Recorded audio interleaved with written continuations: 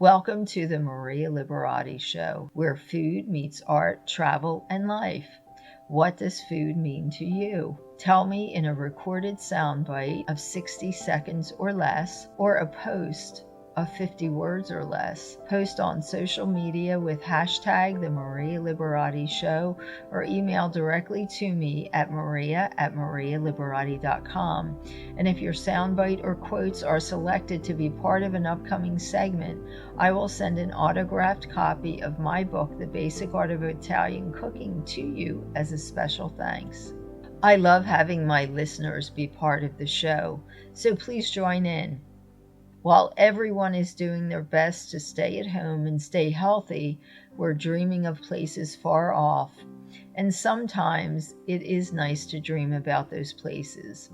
Today we can take a trip, albeit only in our minds, to Ravenna, Italy, a city that was visited by many great minds. Sigmund Freud, upon visiting, said, "A great harmony Ravenna turned out to be, full of delights, almonds, figs from the tree by the mausoleum of Theodoric, old churches, a museum, the pines of Dante, peaches, wine, and coffee, all blend in magnificent harmony." So Ravenna really is where art meets the sea. It's a city with a story that has been told by many, many literary greats, from Oscar Wilde to T.S. Eliot, Dario Fo, Dante Alighieri, Boccaccio, Machiavelli, and so many more.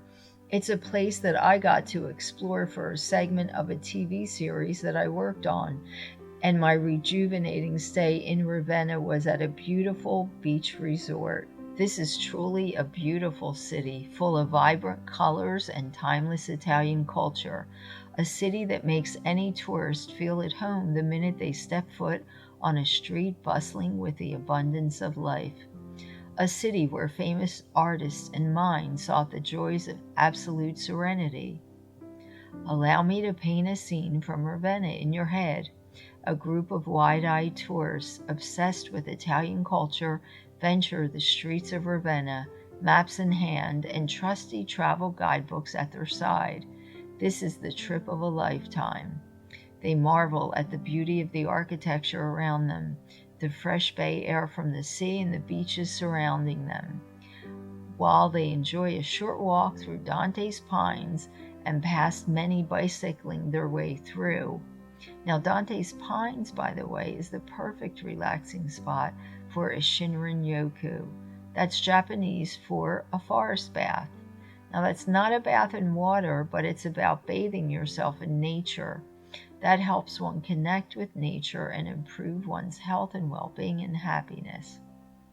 Then a walk through the scenic streets of Ravenna and taking in the breathtakingly beautiful mosaics that fill the city and the yellow hues of the buildings that make a contrast to the beautiful blue Ravenna sky. The aroma of a fresh frittata coming from an open window lingers on their noses.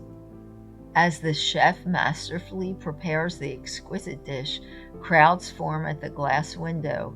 They can't resist. They have to figure out where this aroma is coming from. They watch in absolute awe as the chef meticulously prepares the dish, and the fragrance captivates their senses. Then, when the chef finishes making the masterpiece, the crowd begins oohing and eyeing as he puts it on display.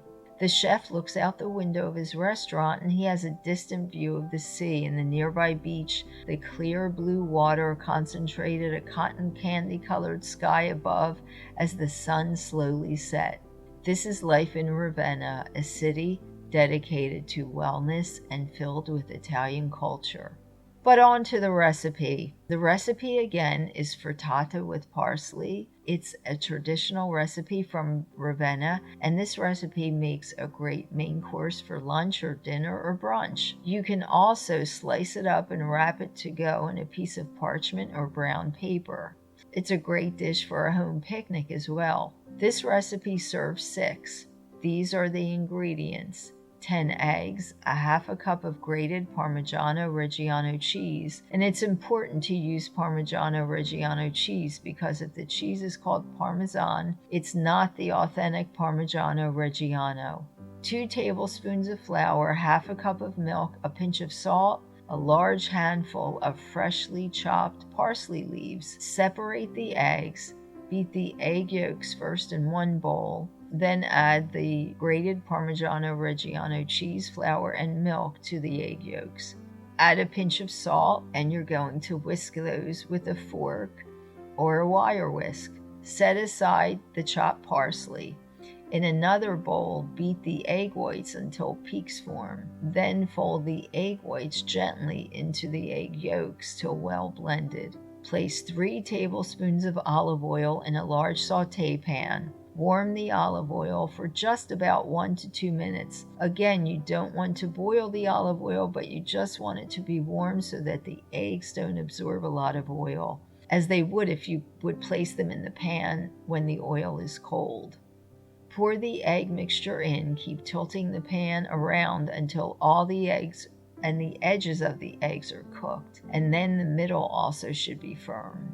Then place a plate on top of the pan, and carefully, don't get burned, but turn over the frittata onto the plate, and then put the pan back down on the burner. Put the uncooked side of the frittata down first on the pan and let that cook. And when the frittata is firm, you're going to remove it from the burner and then from the pan and serve sprinkled with fresh parsley leaves. Now, if you don't want to do the flipping of the frittata onto a plate, that's a traditional old school thing that my grandparents used to do, and a lot of people, including me, still like to do that. But if you don't feel confident enough to do that, you don't have to. What you can do is use a sauté pan that's oven safe. And when the frittata is firm on the top, instead of flipping it over, you're going to put the sauté pan in the oven and bake it for just a couple of minutes until it's firm, so that you're not going to have to turn it over. Remove it from the oven, remove it from the pan, and garnish with finely chopped fresh parsley. Serve it with some crusty Italian bread or a French baguette or any type of bread that you like, and you have a meal. This is definitely a full meal for 6 people. It's actually a healthy meal, only made up of simple ingredients. Hope you enjoy it, and remember, cooking is never just a recipe. It's the basic art of creating something special from something simple and fresh. Thanks for joining us and listening to the Maria Liberati Show. If you have any recipes that were inspired by Ravenna, Italy, or a favorite frittata you want to show off, take a picture of your homemade favorite dish and hashtag the Maria Liberati Show and post the photo on social media. We'll be gathering pictures and posting on my website in the next few weeks.